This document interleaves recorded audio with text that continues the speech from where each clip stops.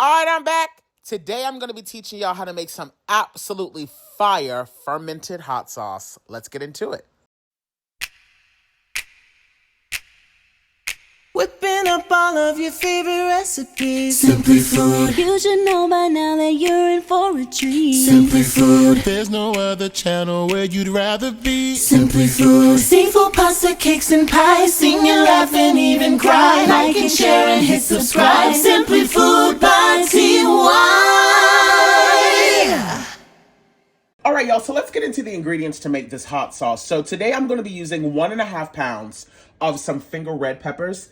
These, they have a nice amount of spice to them, but they're not overwhelming. It'll make a nice, like, table hot sauce, not something that you can only put, like, a little dollop on. But then I'm also going to be adding in about 1/2 pound of some Fresno chilies. This is where a little bit of the spice is going to come in. You can customize this to whatever your liking is. That's really up to you. This is really a science experiment for me today, as this will be my first time making fermented hot sauce. Now, just giving a disclaimer, I am only fermenting this for the flavor of fermentation, not for the actual nutritional value. And the reason why I mention that is because I intend to make this hot sauce shelf stable. And in order to do that, I will have to process this, which means I will be cooking this. Now, if you want to keep it fermented for those gut health benefits or whatever the case may be, you can not process it. You can just place it in the refrigerator and that's totally fine. But just know that I will be processing this because I want this to be shelf stable. I also have 2 large red bell peppers, 3 cloves of garlic, I should say. I'm going to be using some shallots. I also have a decent sized piece of carrot here. This is going to add in some natural sweetener. And then in the end, I'll be adding in some apple cider vinegar. I might also add in rice wine vinegar. I haven't decided just yet. And then, of course, you're going to need water and salt for your brine. For your salt, just make sure you're using either like a sea salt or a coarse kosher salt. Do not use iodized salt. And just letting you guys know, I will be making my hot sauce today inside of my fermentation crock. Now, I'm sure you guys may not have this in your home, but you absolutely can get this. It's not expensive. I'll make sure that I link it in my storefront so that you can pick yourself up one. But if you don't want to get something as big as this, you can make it inside of a mason jar. Just make sure that you have the appropriate lid on it so that the gases are able to escape while it's fermenting. Just so you guys know, this fermentation crock comes with 2 weights. The weights are important because once you put the contents in and cover it up with the brine, you don't want stuff floating above the brine and exposed to the air on the inside because that's when mold and stuff can take place. So you want to avoid that. This is also a water airtight fermentation crock. So once I put the lid on this, I can fill this little moat here with water, and that's going to make it so that only oxygen can escape, but nothing can enter in, which is really important when you're fermenting stuff. You want oxygen to be able to escape, but you don't want any oxygen getting in. So I just wanted to let you guys know that's what I will be making my hot sauce in, at least during the fermentation process. So I'm about to begin processing my peppers here. Now just know I have my fermentation crock off over on the side because as I'm done chopping these down, I'm just going to throw them directly into the crock. Now I want to make sure that I point this out. When you're placing your stuff into your fermentation crock, you don't have to be too fussed about cutting things down too small.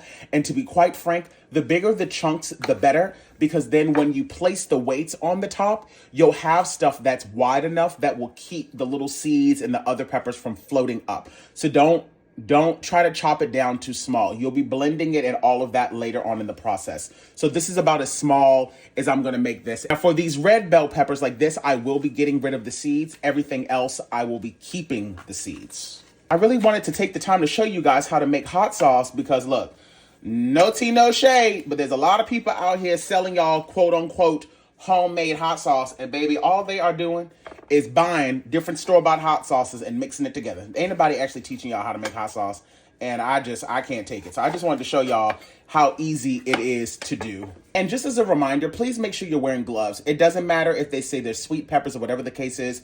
When you're working with peppers in this large of quantity, those oils will get into your pores. And let me tell you something, that is a burn you don't want to experience. So just save yourself that headache and put on gloves. For the finger reds, I'm removing the stems and then I'm literally just cutting them into 3. Remember, you do not want the chunks too small. Throw all of these directly in the bottom of your fermentation crock. We're going to be leaving the red bell pepper to put on the top as a top layer. So throw all these down in there first. And I also just wanted to make sure that I, say this, although I'm sure you guys would know this, but hey, you never know. Just make sure that you guys are fully inspecting your peppers. When you're doing something like a hot sauce or fermenting anything, it doesn't matter what the vegetable is, you don't want to go in with stuff that's bruised or already too soft or look like it's about to spoil. You don't want that because, again, this is going to be fermenting on the counter for 7 days, and you don't want to be introducing any unnecessary bacteria because all it's going to take is for one little mold spore to get in there, and then unfortunately, you then have to throw the whole batch away. It's not like you can just scoop that out and keep going, It'll ruin it because it'll add in bad toxins to your hot sauce. So, just make sure you're inspecting your peppers, make sure they look okay before you add them into the crock. Now, as you guys can see, this is a really thick carrot, so I'm actually going to just cut this right down in the middle like that because, it's kind of large. And then I'm just going to lay it in there just like this. Anything that I can use as a barrier, once again, to keep things underneath of those weights, that is what I want. All right, y'all, so this is what the inside of the fermentation crock is looking like. So like I said, I put all of those finger reds down in the bottom and the Fresnos. Now we're going to start to layer in some of those more chunkier pieces. So I'm going to go on ahead and add in my shallots.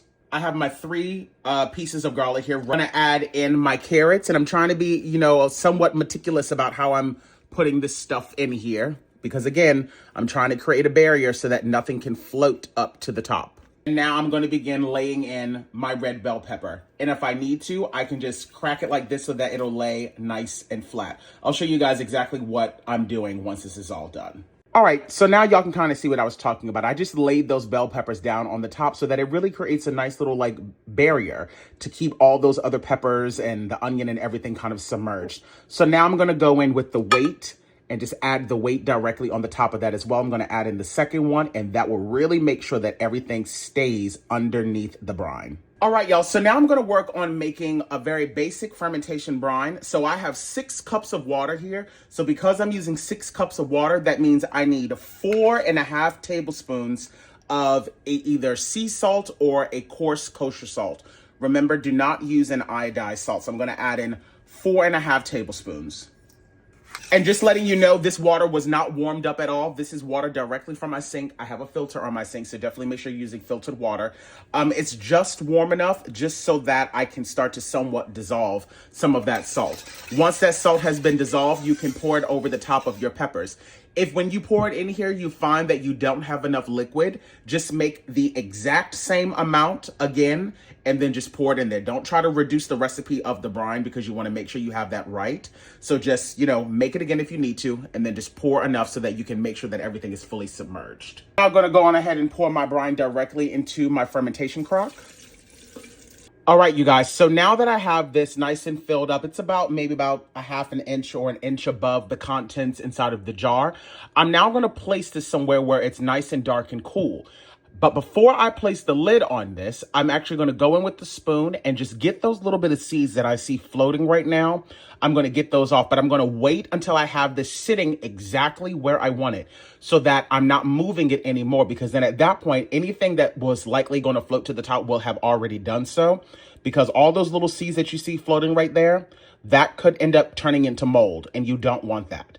So I'm just taking all the precautionary measures now and just going in. Once I get this seated where I want it to be, I'm going to take those seeds out, place the lid on this, fill this rim here with some water, and then I will see you guys back in 7 days' time. All right, y'all, so it has been 7 days. I'm going to open this up so that you guys will be able to look down on the inside. And as you can see, we have no mold. Everything looks good. It smells great.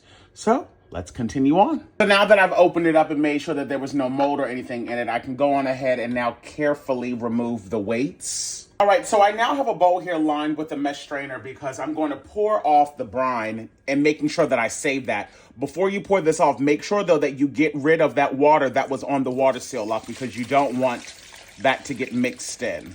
All right, so I'm going to be blending up mine today in a blender. You can do it in a food processor.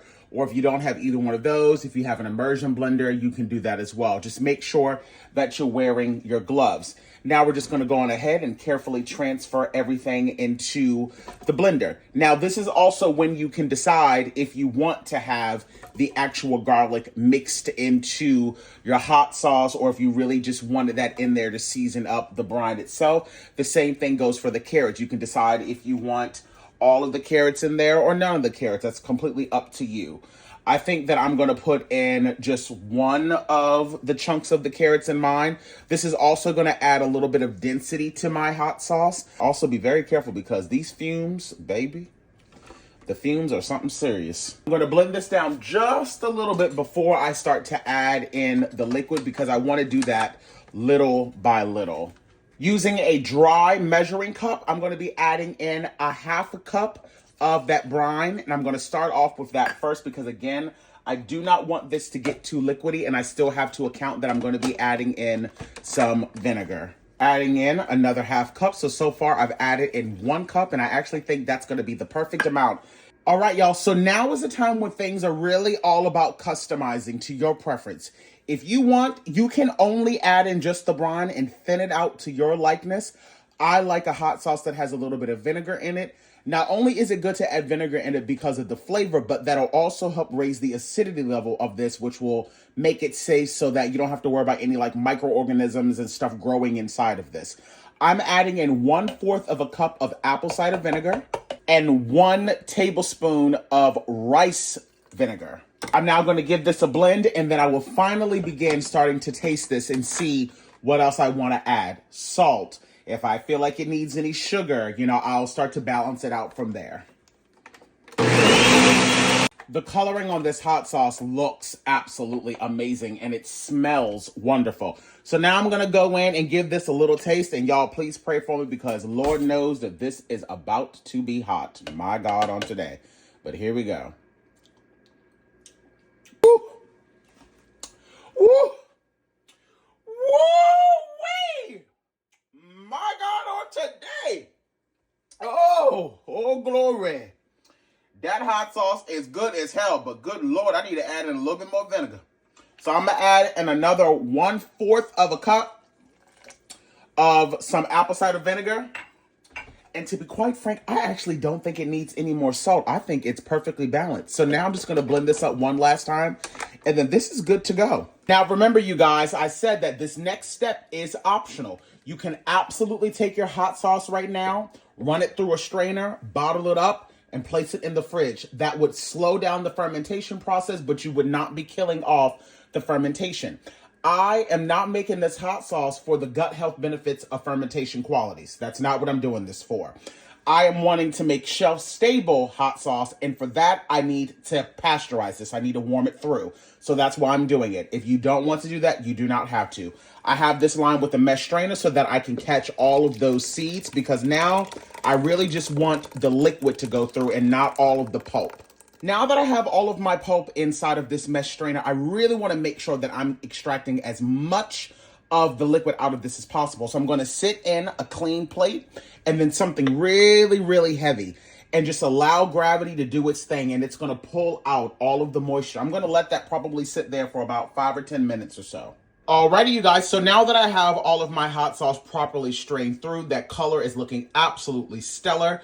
In order to properly process this has to reach a temperature between 180 to 185 degrees and sit at that temp for roughly about 10 to 15 minutes. I'm going to do about 10 minutes because I have a lot of vinegar in this, so I know that I'll be good to go. So that's what I'm working on right now. Once that's done, we can go on ahead and bottle this up. Now, just letting you guys know, these will be the jars that I will be using today to fill up my hot sauce. I'm not exactly sure how much I'm going to yield today, so I just went on ahead and sterilized 3 of them. But just letting you know, while I'm waiting for that hot sauce to process, I've filled these up with some extremely hot water. That way, when I go to pour in that hot sauce, I don't have to worry about the jars cracking because they're too cold. I'm now going to begin to fill up my jars. And remember, if you want yours thicker, you can add oil. Some people like to add in vegetable oils, avocado oils. You can add in xanthan gum to thicken it up. I'm primarily going to be using this hot sauce to make like buffalo wings and things like that. And since that means I'll be adding in butter when it's time to like prepare those wings, I have no desire to make this any thicker than what it is. I'm actually really happy with the consistency of this. Put the lid on. And that there, my friends, is some homemade hot sauce. So as you guys can see, it really is easy to put together. It really is just a matter of you being patient, because the actual process of making it is super easy. Make sure you guys comment down below buffalo wings if y'all want to see me make some hot wings with this hot sauce. I'll talk to y'all soon. Bye, guys.